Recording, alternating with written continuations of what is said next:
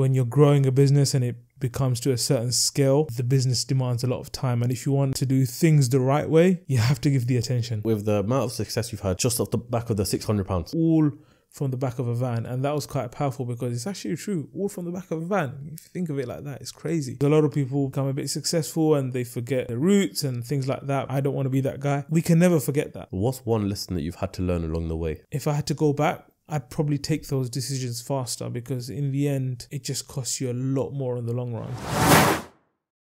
Abid, what's going on, bro? What's happening, my brother? Been a very, very long time since we've done this. Wow, literally exactly 3 years actually. Exactly. It came up on my Snapchat memories. Literally, you sent it to me and we were like, you know what, you need to do this again. Yeah. And then funny enough, we went out for dinner after and we were like, this is a whole podcast in its own. Let's stop this talk right now. Let's just come back here to the studio. Exactly. And we'll get it cracking. You know, when you start catching up after a long time, you start talking about all the stuff that's been like you kind of been up to and stuff like that, and then you're like, yeah, let's talk about it on the podcast. Look, I mean, let's start off like this. For the people who haven't seen you before, haven't watched the previous podcast that we've done back in 2020, who are you and what do you run? What's your company? So my name is Kazi Abidur. I'm one of the co-founders and the CEO of Sunnamusk. Sunnamusk is a retail-based fragrance company that gets its inspiration from the Middle East. And we've been running for about 15 years. We're a family business. But particularly in the last 3-4 years, we've been growing quite a lot. So you might have seen our kiosks or our stores in shopping centres like Westfield or Trafford Centre, all up and down the UK. Yeah, no, it's amazing. This is why I love doing part twos, and you're a prime example of that, because when we first done that podcast, like, you were smashing it then, bro. You were smashing it then. And we were speaking about this the other day at dinner. Yeah. Smashing it then. But from then to now, yeah. I mean, you tell us in your own words. Yeah, no, it's a completely different ballgame. I think when you came to our office, that was in Stepney Green. We had a small office there for about 6 or 7 people. Guys in Shoreditch now, rooftop office. Yeah, so I think we had about probably 4 or 5 stores at the time. All around, pretty much around London. Yeah. I think it was about 4 or 5. That's crazy. Yeah. And as of, I guess, next week, we're going to be at 34 locations. And that's all the way from here in London up to Glasgow, Edinburgh in Scotland. Yeah. That's in the UK. And then in Europe, we opened in Paris, we opened in Stockholm in Sweden, we opened in Netherlands, we opened in Germany. So yeah, we're in quite a few European countries now, and going like global. Yeah, alhamdulillah, can't complain. And yeah, it's God's been good to us, but it's been a lot of hard work over the last 3 years, I must say. A lot has changed, as you just said. We've moved offices. We're in a nice office building now in Aldgate East. Yeah, it's a different vibe, man. Let's get into that. So obviously, like you said, it's a lot of hard work, right? Have you watched the last podcast we done back? I didn't watch it fully, but I watched parts of it. Okay, so my question to you is, what changes do you see within yourself when you watch that back to the Abid you are today? I think, when you look at yourself in previous videos, just generally, because you've kind of grown and developed, you kind of a little bit cringe at yourself. I don't know if that happens with you, but it happens with me. And I look at myself, I'm like, what was I saying? Or what was I doing? Because your experiences at that time were a little bit different, but now it's kind of like it's evolved. I've learned a lot more. I've had a lot more experience. And so I guess, I'm in a position to share more as well. But yeah, we can get into the details of it, but a lot has changed. From my entire team to how many stores we have to our branding, all that sort of stuff. Give me one example. So when we done the podcast before, obviously it was in your office in Aldgate. How many staff members did you have then? Just in your office? So in our office, we had around 6 or 7 people. And now? And now we're closer to 30. Put it this way, people, yeah? So when Sonam used to sponsor me, we still do sponsors here and there, but back then it was just me directly to Abid. Abid's giving the green light. And now when I'm saying sponsors, let me just, message my marketing manager. I've got to sit down and have a meeting with him. I've got to get a sign up for the budget, Got to get a sign up for the budget and everything like that. So speaking of budgets, I want to know, in depth if you can, how it actually works now in terms of how you sign projects off and how you go around actually venturing out into new different cities and whatnot.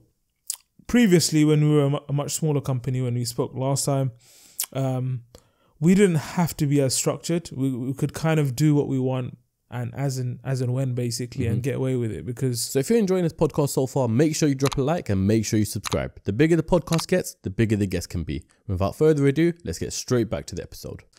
The revenues weren't that high and I guess the costs weren't too high either. So, you know, if you got a good handle of your numbers, if you know your numbers, you could get away with kind of just doing it as you go along. But I think when you start growing and the numbers start to get bigger and the responsibility starts to get bigger, if something goes wrong, the impact and the repercussion is much higher. You've got to start becoming a bit more structured, a bit more responsible. So the way it works for the last few years is, you know, in the beginning of the year, we'll set a budget for how much sales we want to generate, how much we're going to spend on staffing, how much we're going to spend on marketing, how much we're going to spend on X, Y, and Z, all different parts of the business and the different KPIs. And therefore, obviously, we have one for the marketing, a percentage of the revenue is allocated for marketing. And so the entire year strategy is based off of that budget.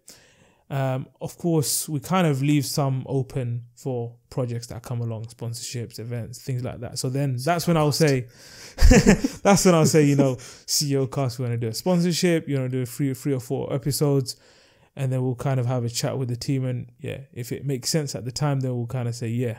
But I think for the most part, for every single one of them that you've told me, I think almost all of them I have said yes. Yeah, no. You have to be fair. I'm not saying it's been a hard time or anything like that. It's been good, but what I'm saying is it's a completely different 100%. way that we go around doing it now. 100%. I mean, you came into my office and you kind of had to meet the head of marketing as well, so it's quite different now. I mean, you was even telling me back then, like something small was the fact that, you know, you claiming that you were busy back then, you probably were. And versus now, it's a completely different ball game. Yeah, no, 100%. I mean, I always tell everyone, like, I used to think I was busy back in the day, but if I compare it to now, it was pretty easy. Oh, let me ask you though, yeah, is that because being young and being in business, not having an ego as such, but do you think that saying of, oh, I'm busy, I feel like I'm busy, just makes you feel like you're much more of a businessman than you actually are? I think there was an element of that, you know, just kind of trying to feel a bit more prestigious. You know, yeah, exactly. But now, I mean, I actually struggle to fit things within my calendar and, you know, kind of juggle my family life, my friends, social life with work and all the responsibilities.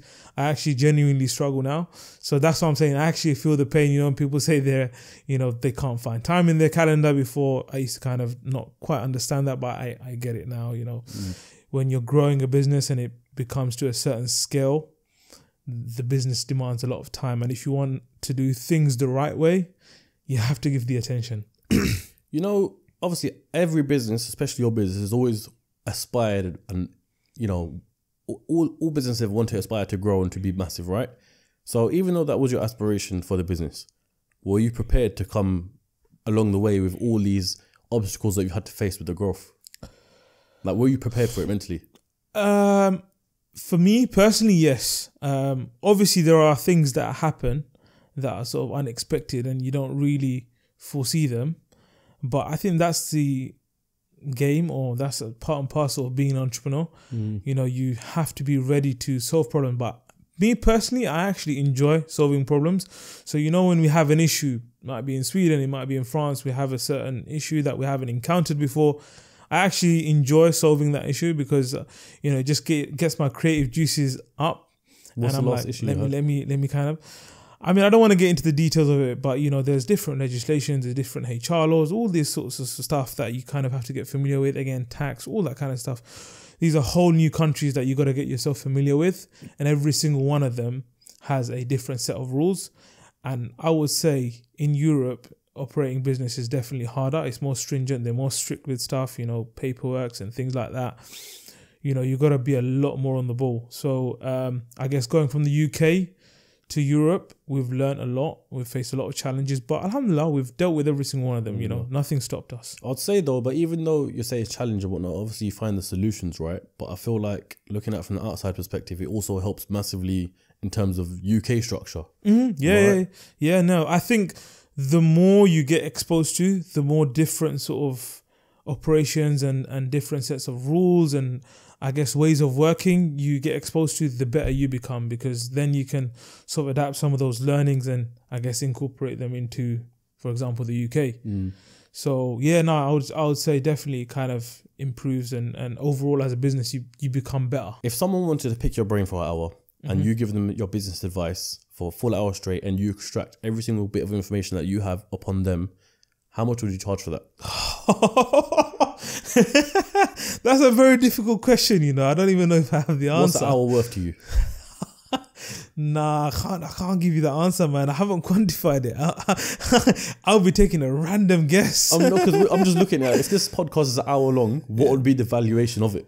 I don't want to say, man, because if I say too high, people are going to be like, who does he think he is? If I say too low, it's going to be like, I might undervalue myself. So I don't even know if I want to answer that question, you know. What would you value your hour at? My hour? Yeah. Everything that I know, content-wise or just life. Yeah.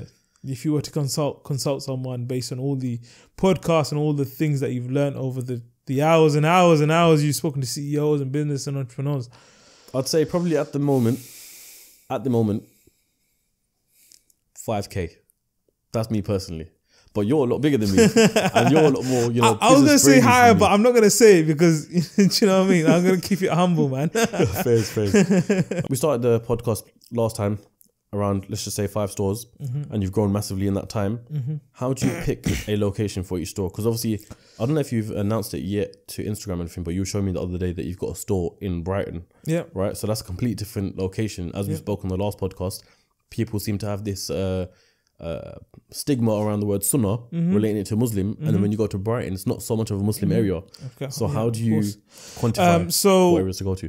The way we position our brand is, yes, obviously the founders and the owners are Muslim, but actually if you look at our customer data, a lot of our customers are not Muslim. Actually, more than half of our customers are from non-Muslim background.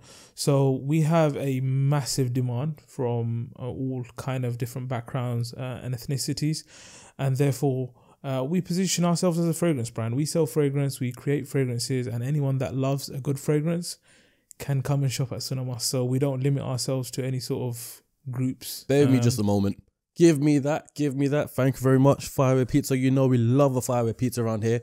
Make sure you get yours when you're watching CEOCAST as well. You can either order it, or they've got hundreds and hundreds of stores around the UK, around the world. So chances are you got a store near you, so you can either go there or pick it up, or go on fireway.co.uk and use the code in the description. You can get some good discount. But for now, we're going to have to resume this podcast in about 5 minutes, unfortunately. Sorry about that. But I'm starving right now and I need to eat. Make sure you lot eat as well. Look at the juice on the pizza. That's 10-10. I'll save this for after the podcast. So let's crack on.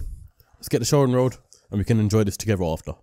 And so the way we pick our locations is based, I guess, mainly based on population.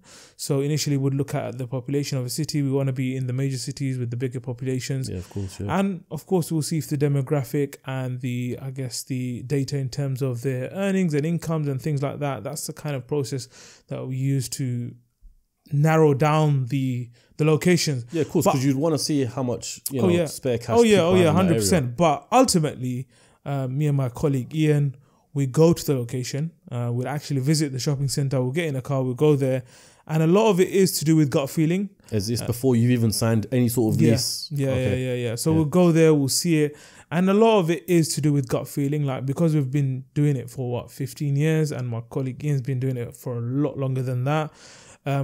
We kind of go there and just assess it, and I think we would be able to tell within, 5-10 minutes if it's the right location for us or not. We say, does the shopping center speak to us?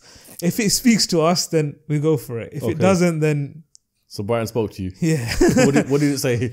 It's a good vibe. There was a lot of people. We saw a lot of mixed communities, mixed demographic, and also it's a massive holiday destination for people in UK.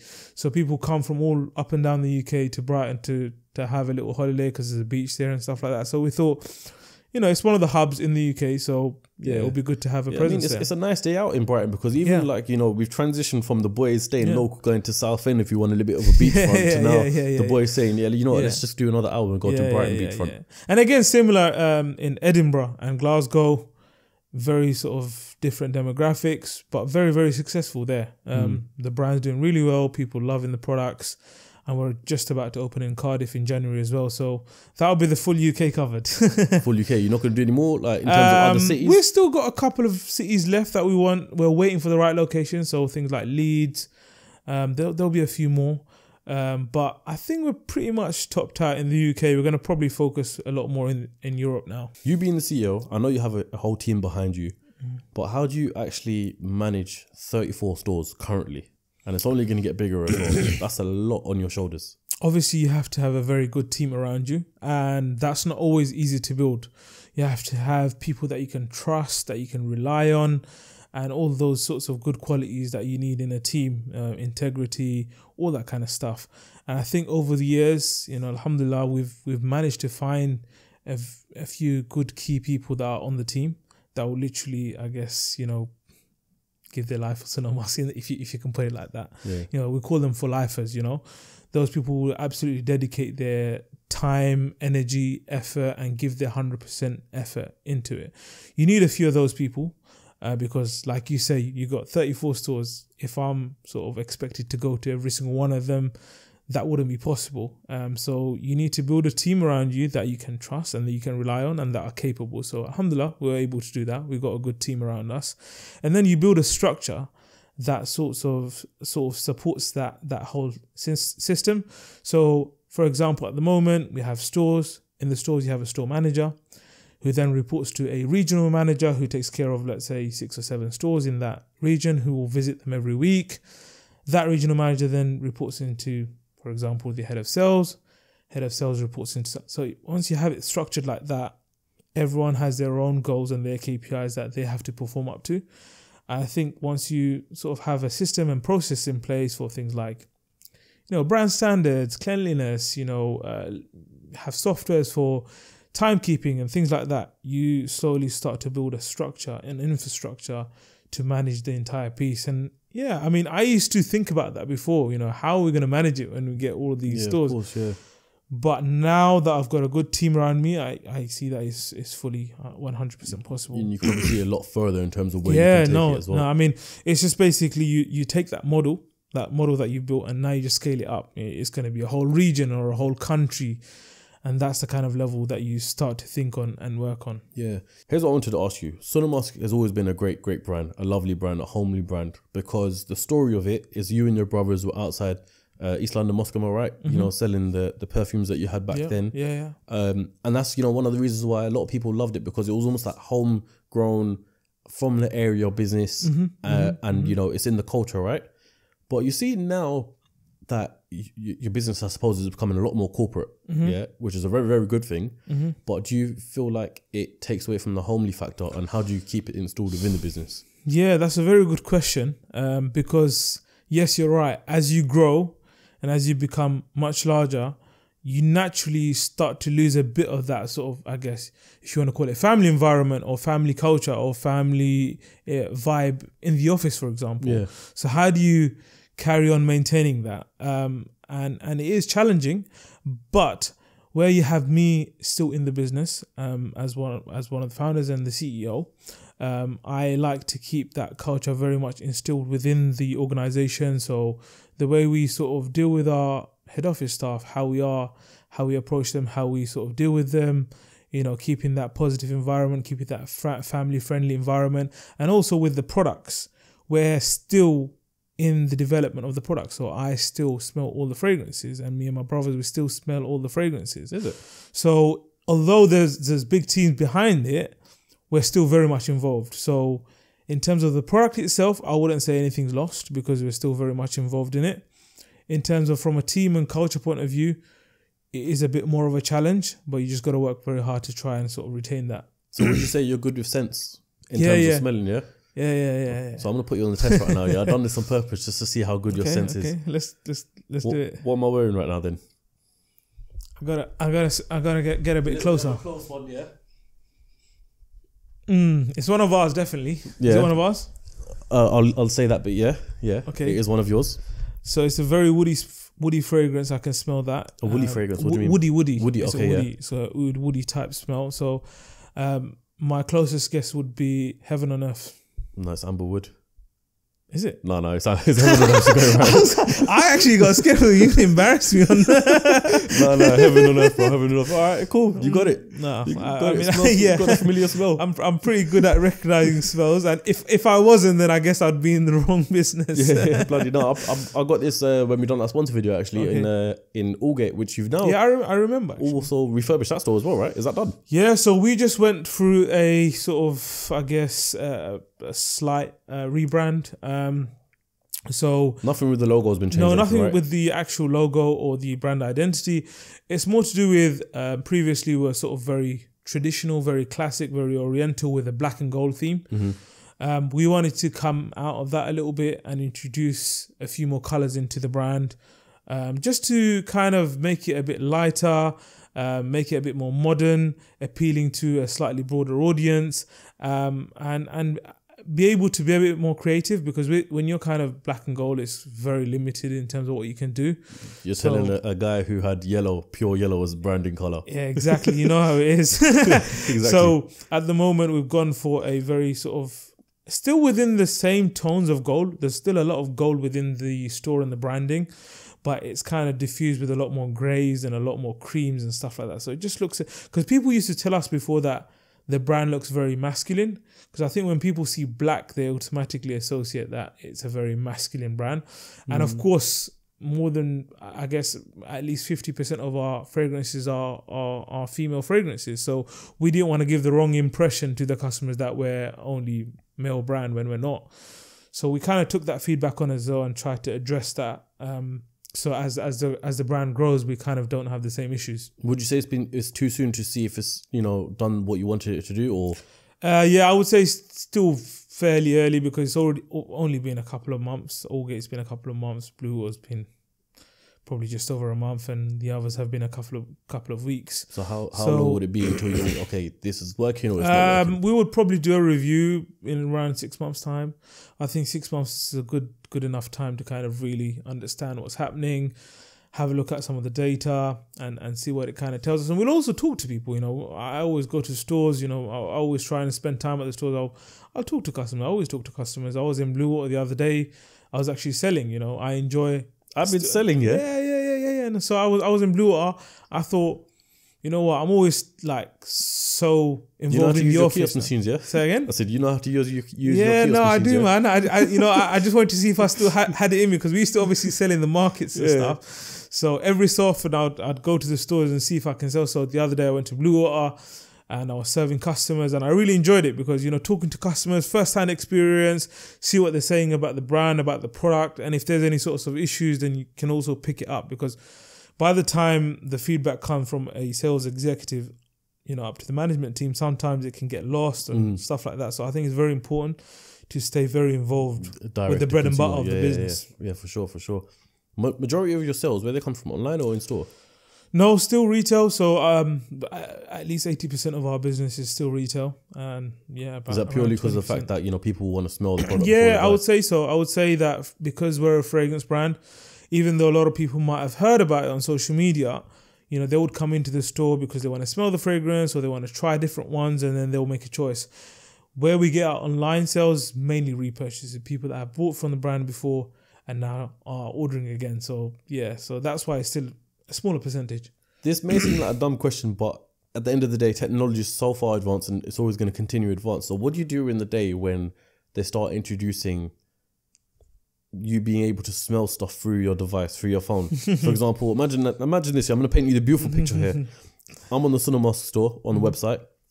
I see Heaven on Earth. I've never tried it before, but there's a smell me button on the phone, and it just projectiles out of the phone somehow.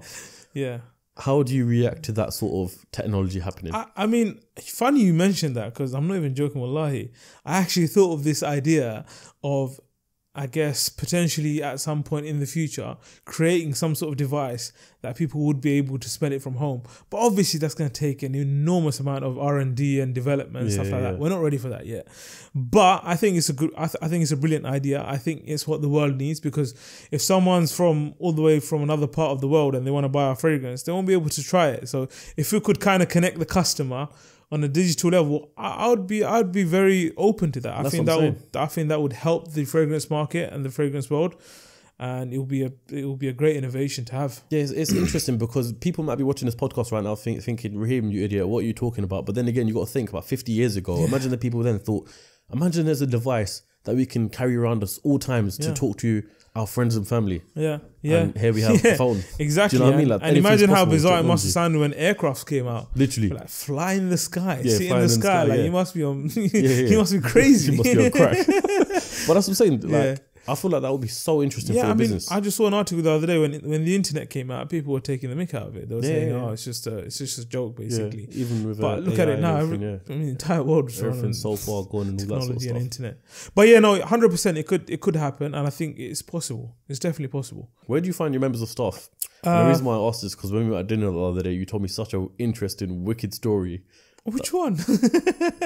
your CEO advisory. Oh, okay, yeah. Okay. Yeah, so in general, so it would be sort of through our own website. We might advertise it on social media, but more importantly, we'd advertise our job roles on obviously platforms like Indeed and LinkedIn and things like that. And obviously we work with recruiters as well. But there is often times where you network with people and you end up sort of getting a good relationship with them and you work together. So I guess my COO, my CFO all came through networking. It wasn't sort of the conventional route of hiring someone. It's through conversation, it's through networking, and we kind of, I guess, aligned on the vision, and that's how it came about. I think what you're referring to is, again, networking. You know, there is a certain individual that I'm not going to name. You know, I connected with her through LinkedIn, and she was, I guess, the ex-CEO of a very prestigious luxury brand. And yeah, we kind of got talking, and she's going to support us in terms of from an advisory point of view, and see where she can add value, I guess. I wish we could say the full story because the story is sick. Obviously, I know why we can't say it, you know, but if you ever see Abid in person, just trying to answer out of him. It is an interesting story, that one. No, fairs. Where do you want your brand to go from here? So I think we have quite a distinct, clear vision of where we want to take the brand. So within 5 years, we want to be a global brand. So you pretty much are, though. Not quite yet. We're international, but we're not global. So we're in Europe and we're in UK, but we're not in places like US or Asia or, you know, all these other parts, Middle East, for example. We're not in them parts yet. So our intention is to be a global brand that's present in terms of whether that's physical retail, online, through retail partners, in the culturally relevant places in the world. Like, for example, a big hub of the world is New York. Another hub is Paris. Another hub is Dubai. Another hub is Hong Kong. So all of these very important key places, we'd want to have some sort of presence in one way or the other within 5 years. That's where we see our brand going. And the team is working like full steam in achieving those goals, and we genuinely believe that we can achieve that. At some point in between that, we might require some funding, but we'll kind of deal with that as it comes. I actually haven't asked you this personally before. Is it still 100% like? Yeah, no, it's still a 100% family-owned business. And I'm sure I've said this story many times before. The brand started with £600, and nothing else has been invested to this day into the brand. It's all been organic growth, and everything is from the existing revenue, reinvesting the profits and growing and growing and growing. And that's how we've kind of done it all along. But I think when you want to go from here all to here, that's when you kind of will struggle to do that organically, because it's just going to take so long. Yeah. So and a lot of money as well. Yeah, exactly. So we're kind of between the brothers, we're having discussions about potentially going down that route and seeing what that looks like. And if an interesting offer comes along at some point, then perhaps we might take it. So far, with the amount of success you've had, 34 stores plus more, growing, that's all been just off the back of the £600. Yes. Which is incredible. Organic. Yeah, that is incredible. I mean, someone left a comment on my Instagram yesterday when I posted that new Allgate store. It said all from the back of a van. And that was quite powerful, because it's actually true. All from the back of a van. If you think of it like that, it's crazy. And you know, just to cheers go, to that person, because that's the title of my podcast now. just to go back a little bit more, you know, I've talked about this before in many podcasts. Like, you know, my family doesn't come from a very wealthy background. We come from a very humble background, and you know, alhamdulillah, what the business has been able to do for the family, it's really kind of, yeah, it's a blessing, and it's changed our lives, and it's improved it for the better. So it just goes to show that if you really put your attention and your hard work, this is a prime example. This is a live example that it can be done. It's inspiring to see for so many people locally who always, you know, you're a very relatable guy on social media and stuff, yeah. Even though, you know, you've got this very, very successful business, I could see that you still have a core following of people who knew you from back in the day and whatnot, you know. The fact that you still live in the same area. Yeah. Can I say that? Yeah. East London. Yeah, no, I just didn't want to bait anything out. No. But the fact that you still live in the same area, you still eat in the same places, nothing's changed, obviously, apart from GT3. You're still this very relatable guy, and it's inspiring for people who were once in your position, let's just say 14, 15 years old, to think, you know what, I want to be the next Sunnamusk. Yeah. Do you know what I mean? Or I want to have this next big definitely. corporate And I company. think I've always had that goal inside me to retain that and not kind of change. Because a lot of people become a bit successful and they forget their roots and things like that. I don't want to be that guy. I want to remember where I came from, the community that supported us, the community that made us, which is, I guess, primarily people that are from East London. And I'll tell you why that's so interesting, because the people in East London have supported us in terms of when we started out, and they're, I guess, one of the roots of actually us getting to where we are today. And we can never forget that. Those people that supported us in Whitechapel Market bought those one single perfumes that contributed to this, where we are today. And we want to give back to that community. We want to genuinely give back. So you might have seen it on my Instagram today. I just announced that we're launching Sunnamusk Foundation. So this is going to be the charity arm of Sunnamusk, where we'll kind of get our staff, ourselves. We're going to sort of donate our own funds, and we are going to support people that need it the most. Now, this isn't an ordinary organization where we just sort of donate to different causes or different disasters. This organization will be very specific and very targeted at people that are from similar backgrounds to us, that have entrepreneurial spirits, that get inspired by what we did and want to do the same. So we are going to try and take our learnings, what we've learned, and pass it on to the next generation. So we might be doing workshops on entrepreneurships from people from Tower Hamlets, for example. Get them involved. Because a lot of people message me on Instagram saying, hey, bro, I want to do this. I want to do that business, this business. You know, can you give me a bit of advice? And it's not always easy to do that, because, you know, just by a message, you can't really give anyone real good, you can't just send advice. a paragraph. Yeah, exactly. It don't work like that. You need to have a sit down with someone. And, exactly. You need to understand what the context is, what the business is, and all those different nuances. So a lot of the times I can't help and I feel really bad. So we thought, let's build something sustainable where we can actually do projects, work with people to make meaningful impact. That's going to be long term, and that's going to change their lives forever. It's just going to be you and your brothers doing that? So in it's terms going to, of the ones... no, it's going to be the team as well, the head office team. So for example, we might lean into some of our marketing resources. If someone needs help with marketing, we might say one day in the week, some of our marketing team is going to support this person or this team to give them ideas or to give them some guidance. So what's the setup going to be like? Are you guys going to get your own building for this place, or, you know? No, so it will be operated out of the same office that we are. And we are going to work with local entities and organizations from Tower Hamlets that will also partner with us and support us. We'll probably work with the council as well if we can, to try and lean in on their resources and work collaboratively to see where we can make an impact. Because I feel like there's a lot of people that come from, I guess, backgrounds similar to ours that are not that fortunate, that have a lot of hunger to do business and to become entrepreneurs. And sometimes, those are the people that make it really big sometimes. Yeah. So if we can somehow be that catalyst, be that modem, that I guess that vehicle for change to help them, I think that would be a good achievement from us in terms of giving back to the community. It definitely is. I'm gonna ask you something here, not to play devil's advocate, but I could see it in the comment section. What's in it for you? Look, I wouldn't say there's anything specifically in it for us, apart from, I guess, people say that if you do charitable activities, I guess it's good for your company image and things like that. But if you look at our foundations, from the day we started, from the day that Sunnamusk started, there has been a percentage of revenue from the top line going to charity every single month from the inception of Sunnamusk. So for us, it's integral, as in it's really part of us. It's part of what we do. It's part of who we are. My mum's really involved in charity.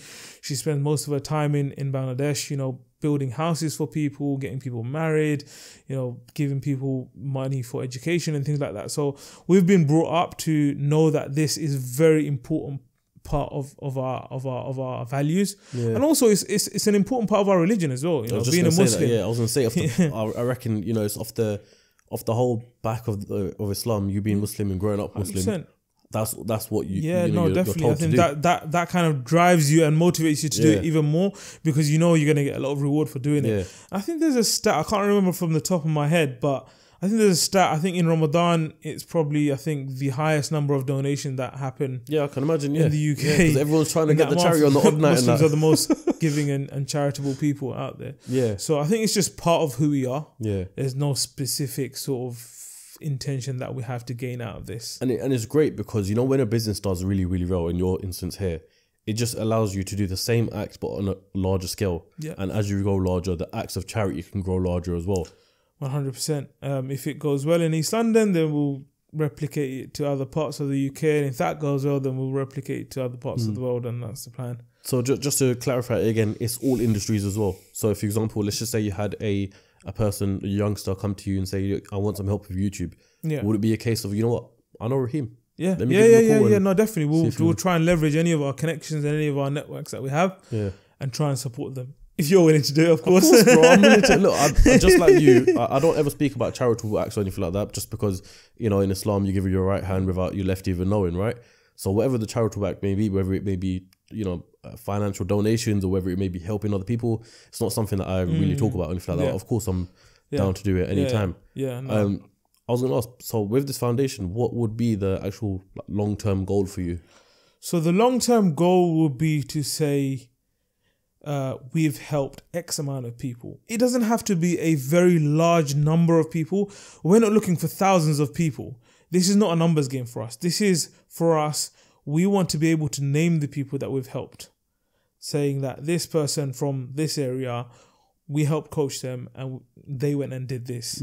So it's working on a small scale but making bigger impact. Yeah. That's the kind of vision. And then if we can slowly start doing that more and more, I guess the bigger it gets, the better, and we'll see where we end up. And when does this launch? Is it launched already? So early next year. So it's not officially up and running, but we're very close to the page is there. Yeah. Link in the description. Yeah, Sunnamusk Instagram, Sunnamusk Foundation. Make sure you give that a follow and see what we're up to. Yeah, but no, I think it's a great thing to do.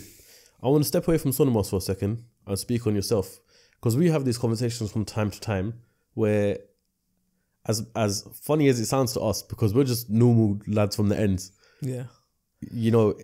To be in that bracket of having to brand yourself, that's something we've spoken about many times. So what do you do in this instance with yourself when it comes to self-branding? Good question. See, I've always struggled with this a little bit, finding a good balance, because like I said before, I always want to retain who I am. I don't want to sort of change for anyone. But at the same time, things that I would do 5 years ago, I can't do that now anymore. It's I've got a different audience, and obviously as you grow older as well and you become more mature, you got to kind of change that approach a little bit. For example, can I just pause you there for a second? The second you say things you can't do 5 years ago, I'm not gonna say any videos, but for the OG Abid followers, the videos he used to post, they used to go viral. Yeah, you know what they are, man. Unfortunately, I can't be posting doing the ones anymore. We've got to be a bit more conscious of legal repercussions and stuff like that, and just be above board basically. And like I said, you become older, you become more mature, and I guess you naturally start to become a bit more well behaved. Yeah. But I think to a certain extent you do have to position yourself. It's like the brand. The brand has a positioning in terms of how you brand it, how you market it. And for yourself, I think you have to do the same. Yeah, 100%. You know, who you associate with, who you hang around with, you know, where you are, where you're seen. I think all of that is very important for public perception and how you want to be perceived. Yeah. And I think it's important that you kind of, I guess, align with your brand, because if your brand is trying to do something like, for example, be sophisticated and elegant, and you're going away and doing something completely opposite, and you're the face and one of the ambassadors, that's not going to really work, is it? So yeah, so you, to a certain extent, you have to kind of align it a little bit. I think you've done an excellent job in having Sunnamusk as his own brand, and you being a separate brand entirely, like different, you know, for example, the average Sunnamusk customer may not know that you are the CEO, right? And what I'm trying to say is, you know, where you have brands nowadays that align themselves with a face. For example, you've got Gymshark and Brent Francis, or you've got, can't think of another brand off the top of my head, but you know, it's harder to exit a business like that. And I think you've done an amazing job, an incredible job of keeping it two separate entities. Yeah. So I think you know, like we said, a lot of people follow me, you know, because I have a passion for cars, and a lot of people follow me because I travel to nice places, and a lot of people follow me because of my brand. So I think between the combination of those few things, I've been able to build a distinct identity for my personal page and my brand, and I guess for my actual brand, which kind of also align because it's kind of lifestyle and luxury, basically. Yeah. Earlier on in this podcast, you just mentioned that, you know, you eventually want to open up a new location such as New York, Hong Kong, Middle East. Now, I think it was this year, or maybe last year, you did travel to these places. I remember you went to New York. I remember you went to Hong Kong as well. Yeah. Was that to kind of speculate the interest? Yes, of definitely. So I think, like I said earlier, when we try and decide on what locations are good, there's a big part of that which is gut feeling and going there as a business person or an entrepreneur. So when we want to go into new markets, we have to initially go there, visit it, see it, walk around, scope it out, see what the people are saying, see what brands are there. So I went to America early last year, and that was just a pure research trip. You know, I've never been to America before that. So for me to decide entire strategy and start planning something without actually obviously physically going there would be daft of me. So I went there, scoped it out, saw that there was an opportunity, and, you know, we're going to work towards launching there. Similar to other places like Asia, I went to Hong Kong and Middle East. But then you kind of decide where you want to prioritize, because obviously you can't do everything at once. You're not Superman. So you got to kind of do it in a timeline of so you got to prioritize what's the strategy, where do you want to sort of attack first, where do you want to target first. And I think for us, that's obviously naturally going to be Europe and probably the US next. And we'll probably come to Asia and Middle East. You know, as you get a lot more stores around the world, whether it be in Europe, currently there's only one HQ for Sunnamusk, right? And that's in London. As you grow, let's just say you eventually have 10 stores in Germany. Does that mean you'll then have to get your own HQ in Germany as well? Yeah, I think there will have to be country teams. If the size becomes like you said, if it becomes 10 stores in one country or one region, I think you will need a specific team for that looks after only that country, those locations, those teams. So, for example, in France now, we believe that we're going to be opening quite a few more locations within Paris and beyond, basically within the entire France. How many you got in France right now? So we've got 2 now. We're opening another one next week. So that will be 3, and then next year there'll be more. You got a warehouse in France as well, right? No, we haven't. So that's what I was gonna say. You know, I went to visit it the other day. We want to set up a warehouse there. We want to set up a little office there because, you know, soon more than half of our business is going to be in Europe. So you need a location out there. You need a base there. You need, you know, after Brexit, after Brexit, sending shipments out, sending goods out has become a lot more difficult. You need a lot more paperwork, there's delays and custom, all that sort of stuff. So we need a base and a hub there so that we can ensure that our products and our stocks get to the stores and the customers on time. Because, for example, online customers in Europe, if we're sending it out from our London warehouse, by the time it gets there, number one, it takes a very long time. Number two, they have to pay a customs duty from their end. And from a customer experience point of view, that's not really nice. You know, you don't want to be ordering a product and then having to pay some sort of fee. Yeah. So if we have a local warehouse there, none of those issues, goes directly, goes quickly. We have a team there. and yeah, hopefully everything runs smooth. So right now, obviously, so basically, tell me if I'm right here. Everything right now, in terms of all the stores across the countries, is all coming out of the one warehouse in London. Yeah. Okay, so I can imagine that might be headache in the future as you grow more and more. Yeah, no, definitely. You'd have to have, I guess, different hubs and different warehouses. We just had to take on another warehouse next door to our warehouse because we ran out of space. Yeah. And then we're getting the one in France. So yeah, you got to very quickly move, and it's always changing. The needs of the business are changing all the time. Yeah. And although you have forecasts and you have predictions and you try and sort of get, I guess, plan as best as you can, it doesn't always go that way. Sometimes you grow more, sometimes you grow less. So, you know, we might have to take another warehouse. We don't know if you grow very fast. We might have to take another warehouse. So it's those things that you gotta kind of be a bit agile and deal with it as you go along. How are you shipping stuff right now? Is it by air or by road? So a lot of it goes by courier. So in Europe, it's by obviously vans and stuff like that. Like no, DPD. but I mean from here to those countries to Europe. Yeah, so it goes by courier. So they take it by trucks and okay. and vans and stuff like that. But obviously, if it's other parts of the world, then it goes by air. Yeah, then it's got to go by air. Yeah, and I was gonna say with a warehouse being in Europe, I can imagine you sending a whole load of products there. Yeah.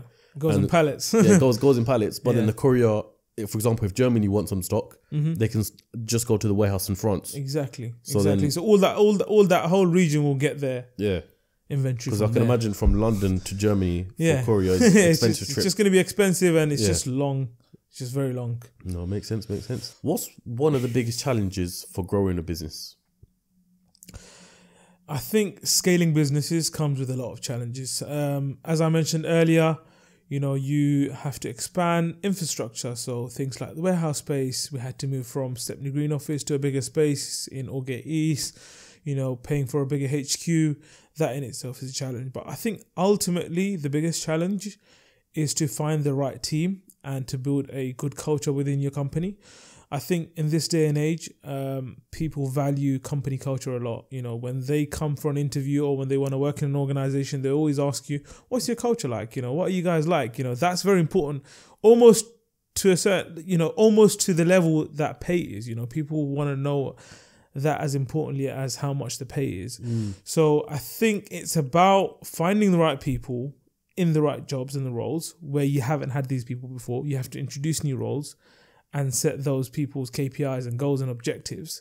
Find the right people, set them the right objectives, and whilst doing that and growing the team, still maintain a good culture. I think that in itself is a challenge, and retain them. This is a really interesting question. What's a role that you've had to recruit for that you thought you'd never have to recruit for?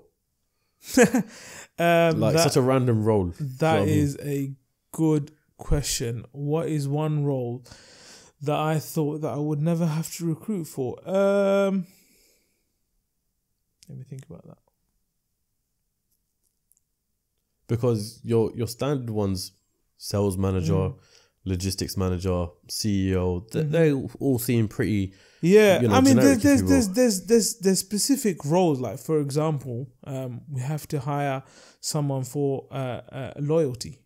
So someone that's going to take care of customer loyalty just as a standalone role. So, you know, before you think that that's part of another role, but when you, I guess, want to focus in on it, that in itself becomes a role. And I'd never thought that we'd hire a loyalty manager just to kind of take care of that. And there's other roles like, you know, administrators or sort of assistants within IT that you'd never think, oh, there needs to be one single person just doing that. And there's many roles within the structure that are small roles that you'd never think of or you never foresee. But as you kind of encounter the problems and the issues, you think, okay, I need one person there, I need one person there, and it kind of evolves like that. But do you ever question yourself, like, why do I need to hire someone for this role? Surely someone in this X team could do that role. No, I think this goes back to my point earlier, is that in life, if you compromise, something has to give. It's either quality, it's either time, it's either, you know, it's something has to give. You can never have the perfect world or the perfect product or the perfect anything. It doesn't exist. So if you get one person to do 4 or 5 jobs, then they're going to be doing 4 or 5 jobs at an average level. Yeah. If you get someone to do one job and they're the best at it and they're a specialist at it, then they will do that one job better, but it's going to cost you more to have more people. Makes sense. You got to make those decisions. Do you compromise and have those issues, or do you? I'm surprised by the loyalty role though, because if you think about it, so correct me if I'm right in the term of loyalty, it's like, your customer loyalty in terms of discounts or anything like that they may get. But surely that kind of falls under marketing, right? Yeah, so it does fall under marketing, but within marketing, there's many departments. So, for example, digital media and e-commerce, then you got social media and influencers, you got events, then you got CRM, emails, and loyalty. So there's one person for that, loyalty, CRM, that kind of piece. So, All right, so I'm going to give you an example, right? I've just pulled up an email because I am subscribed to the Sunnamusk emailing list. But this email right here, would that come from the loyalty program or from... Yeah, that comes from the CRM team. Okay. Yeah, CRM and loyalty, yeah. Okay, that's interesting. I didn't know that was actually like a separate role entirely in itself. Yeah, yeah. It's how you... So because we want to keep our customers long term, we want to kind of build a lot of attention into how we kind of retain these people. And so therefore someone needs to focus in on how do we keep these people happy, How do we kind of keep them coming back? Someone needs to always be thinking about those customers. Outside the box, innit? Yeah. Makes sense. And I suppose, whereas someone like yourself is probably so busy with so many other things in the business, it gets lost. What is your actual day-to-day role? Obviously, I know you're CEO, but what does CEO actually entail? Yeah, so my job consists of managing my team. So there's about 6 or 7 people that report directly to me. So I guess managing their performance, giving them objectives, pushing them to perform at their optimum, managing them, coaching them, guiding them, so on and so forth. But also with that, my job is to look at innovation, think of ideas that will take business to the next level, and network with people, connect, go out, travel, find inspiration for products. So it's a combination of managing my senior team members as well as, I guess, coming up with new ideas, new innovations, and networking, basically. So all the time when people see you travel on Instagram, though you are having fun and stuff, it's almost like searching for inspiration. Yeah, no, I mean, I make it look fun, but I mean, most of it is work. It's kind of like I have to go there. I have to go and network. I have to go meet people, and that's how you kind of keep the business moving forward and build it. Fair. Didn't think of it like that. Interesting. I want to switch topics just for a second, right? Because I want to pick your brain on some of the struggles and things you've had to go through personally and business-wise throughout the years. So throughout your life, throughout your business career, what's one lesson that you've had to learn along the way? Good question, because I think about this a lot now.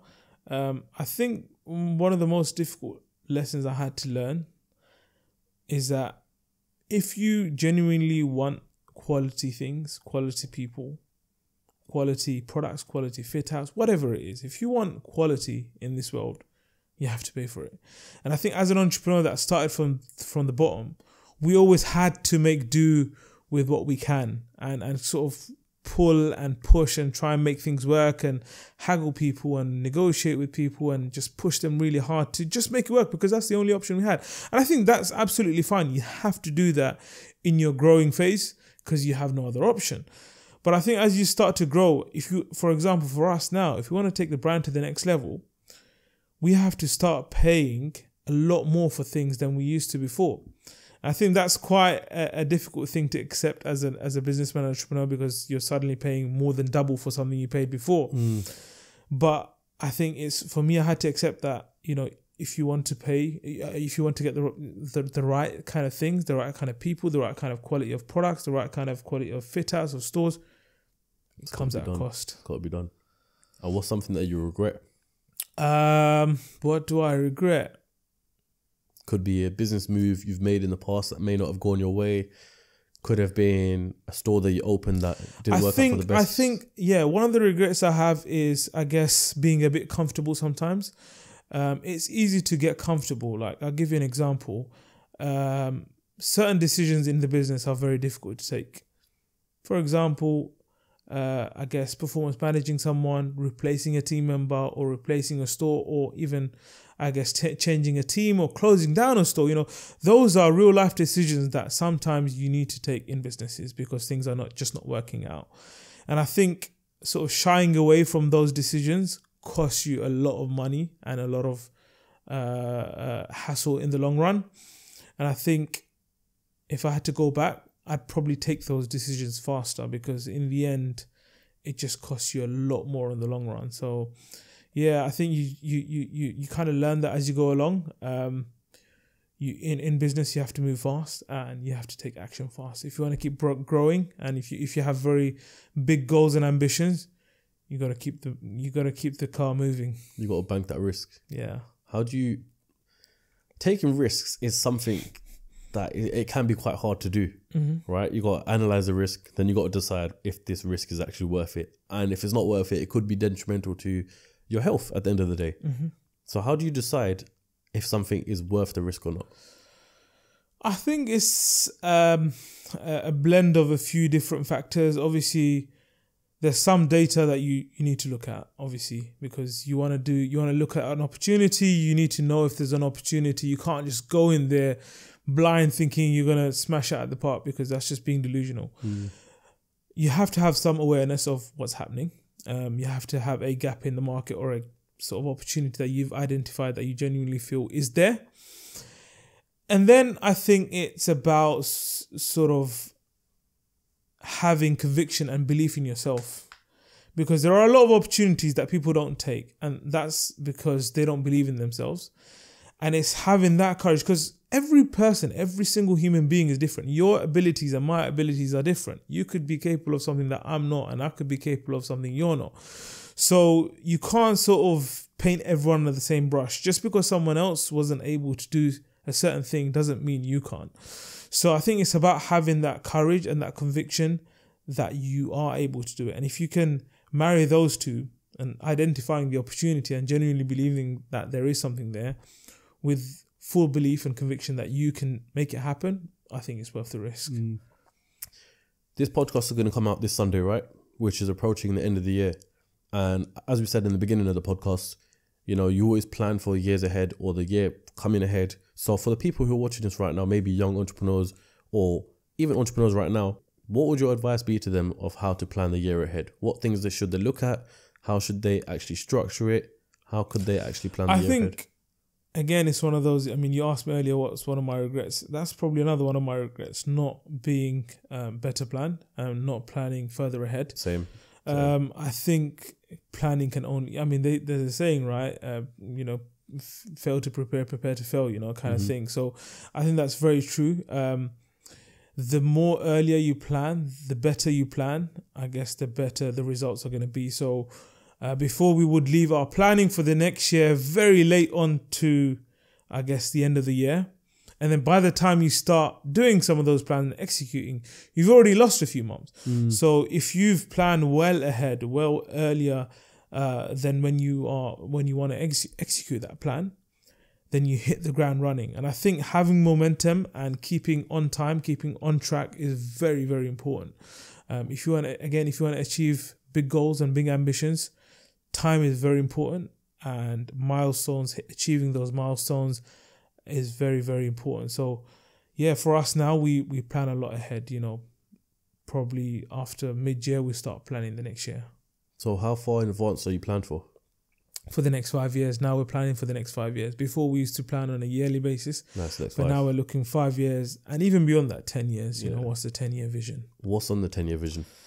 Like I said, you know, it's to be a global brand. It's to be a global lifestyle brand. And we actually genuinely believe that we have a space in the fragrance market, in the fragrance world, to be along the likes of the bigger brands. I'm not going to mention any names, but we have big ambitions. We want to be one of the recognized, reputable players within the fragrance market. Have you ever done like TV ads and stuff? You know how like these other competition brands do? Yeah, no, I mean, we haven't done mainstream television. We've done like back in the day community channels and stuff like that, but we haven't done mainstream television. And there's a reason for that. I think there's better methods of advertising now. You know, conventional television advertising, number one, the viewership and our audience is not there, and they're moving to a different platform. Yeah. And, you know, it's less trackable. You can't control the budgets. You know, it's very conventional. Whereas, for example, TikTok or Facebook or Instagram, you know exactly how much you're going to spend, what kind of reach you're going to get, who you're targeting. All of those different metrics are there. And so it makes it a lot more efficient and optimized. I do think that traditional advertising is still important in the forms of things like billboards. I was just going to say this because this is a great thing of knowing you and knowing your business. you've done billboards. Yeah. You had one in central London. Yeah. You've always had one on the A12. Yeah. So you've had billboards and all that Yeah. sort of stuff. So they're almost like traditional. Yeah, no, definitely. You know. So I think when you're walking, I mean, everyone still goes out and about, right? You go out to central London, you go out to get a coffee, you go out to work. So you can't miss a bus or you can't miss a billboard. So I think having those sorts of advertisements outdoor is still important and it still benefits businesses in two ways. Number one is visibility and brand awareness. People see your brand and go out there, like we did the London bus campaign. We had hundreds of buses across London and UK. And I'll give you an example. We saw it in many TikTok videos, like behind in the background. Yeah. So although, you know, it was a traditional form of advertising, it still ended up on digital media, which kind of worked both ways for us. But I think having traditional advertising and traditional forms of media, if you have the money for it and if you have the budget for it, it does still add, I would say, still adds a sense of credibility because people know that it costs a lot of money to put it on those sorts of platforms. So I think in that way, when you do that kind of advertising, people differentiate you from every other startup. They think, okay, these guys are different. Nowadays, you've got to be very, very creative with it though, because a lot of brands have caught, even mainstream brands have caught into the fact that, you know, your best advertising platforms are TikTok, Facebook, Instagram, etc. So how do you now stand out from that as well as, you know, traditional media, which is the challenge? Yeah, no, it is. It's difficult. It's challenging because the content market is very saturated. It's very difficult to make creative and original content. You know, there's brands out there that are doing really well on TikTok, like Ryanair. They're very creative, but they have a very different style of doing it. And I think it's just about finding that sweet spot. I'll be honest with you, I don't think we've found that sweet spot yet.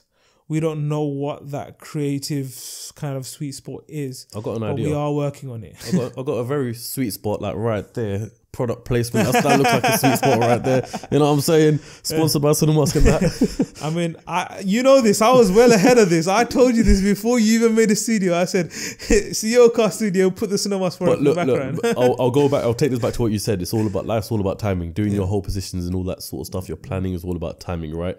And I want to kind of reveal this for the audience as well because I'm guilty of it. I was bad at planning, and though do you know what the issue with me was?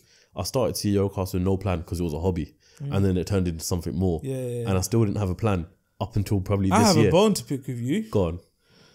When is this event happening? This is what I'm saying. It comes down to planning and all that sort of stuff. Like we've all been eagerly waiting, man. What's happening? The event's coming. I'm planning because now there's actually a plan in motion. I've got a whole master diagram and all that sort of stuff. You said on camera now, you're committed to it. You can't go back on it. It's happening in, I'm going to say February. Okay, inshallah. Inshallah. February will be a good one. But yeah, it's just all about timing. I think, you know, choosing the right location. I'm sure you can agree that it's, you know, mental because there's so many different factors to take in. I think choosing the right guests, the right amount of people, sort of things that you want the event, it all goes, you know, into one thing. And I didn't want to rush it. You know, every time I wanted to do the event was like, let's do the event now. I haven't got everything sorted, but let's do it right now. I think you're better off doing it properly. That's what I'm saying. I'd rather do it 10 out of 10 rather than, you know, doing it rushed. And yeah, man, one of my plans for next year involved me getting a studio, hence why we're in our own studio now. And I've got that free in the third quarter of this year, which is good. So now 2025 is going to be looking good ahead. But anyway, I'll stop rambling on about myself. Anything else you want to say to your audience, Abid? I've got a question for you, but I'm going to leave it to last. No, I think I'd just say, you know, if any one of you haven't tried one of our products yet, then I would invite you graciously to come into one of our stores or kiosks and try one of the fragrances. One of my personal favorites is Woody Amber. So I'd recommend you try that one. My favorite one's Heaven on Earth, as you know. I worked on that one personally. I worked on that one personally. Is it? Yeah. It's not my favorite anymore now. Bloody hell. No, Abid, look, I've saved this one question for you because I feel like it could go in a different direction. I'm not sure if you even want to answer it. Now, your father, unfortunately, isn't here with us anymore. Yeah, may Allah grant him Jannah.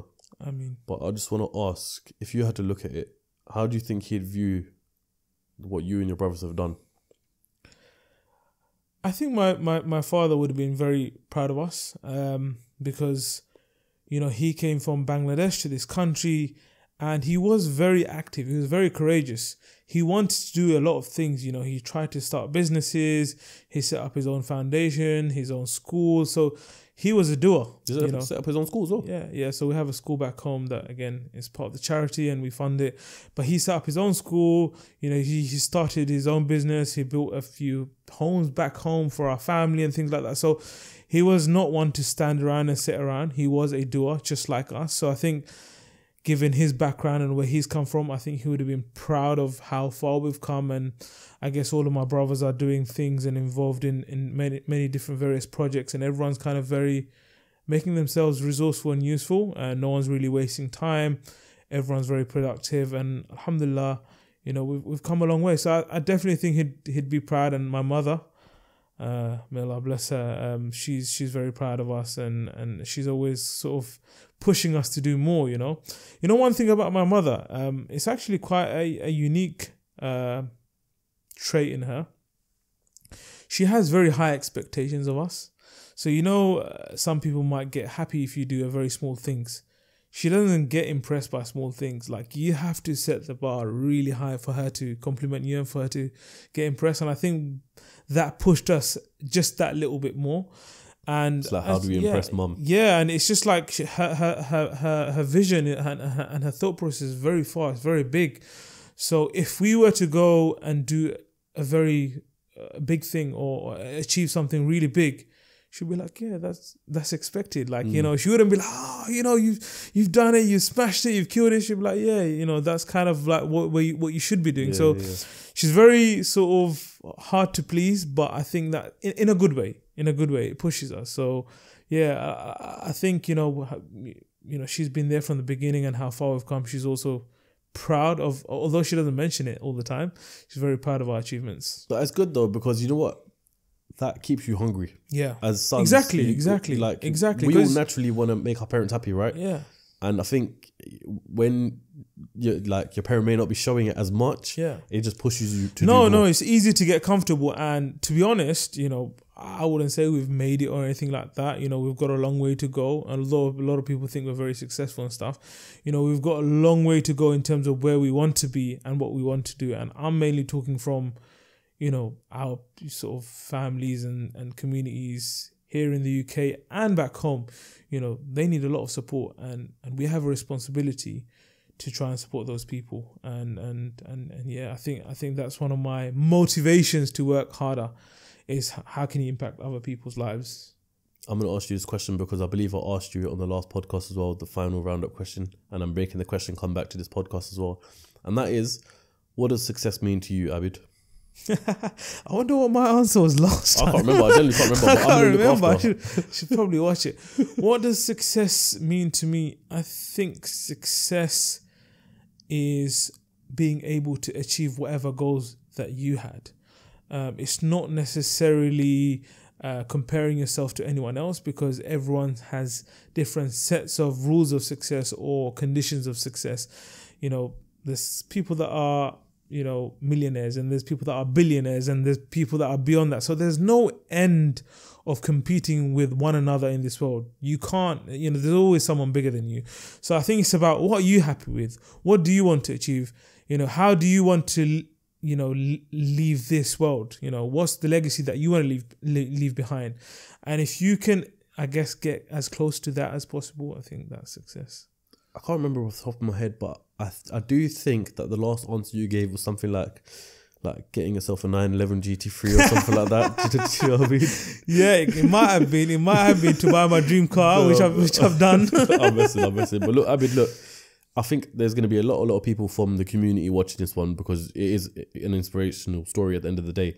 And I think the only best way to kind of give back to them as well, to majority of the people maybe around the world, is if we done like a video, almost like a day in the life of yourself, showing the whole operation, how it works behind the scenes. Yeah, definitely. We've always wanted to do that, and we kind of started shooting it at one point, but it didn't. Like I said on Instagram the other day, it's so hard to film a document. Okay, let me give people the breakdown. Yeah, I wanted to film a documentary with Abid on Sunnamusk, and you know, going around the stores, going around the warehouse, and all that sort of stuff. And it was great back then. But the issue was, is that every day is a new store. There's a new store opening. So it's like, how can you really keep up? Yeah. Do you know what I mean? No, I think it'll be good to do it now, you know, come and take people behind the scenes, show them the warehouse, how it works, the office, that's some what I'm of the saying, because stores. there's one thing talking about it, and there's another thing people actually visualizing it and seeing it. Some people need the visuals to achieve their dreams and stuff. Yeah. But Abid, I want to thank you very, very much for coming on the podcast, thank you, man. bro. It's been a pleasure. It has been a pleasure indeed. Always, if man. people want to find you on social media, where can they do so? My Instagram is at Kazi Abidur. My business page is at Sunnamusk, and obviously the newest page, which is at Sunnamusk Foundation. So make sure you give all of that a follow. All a follow.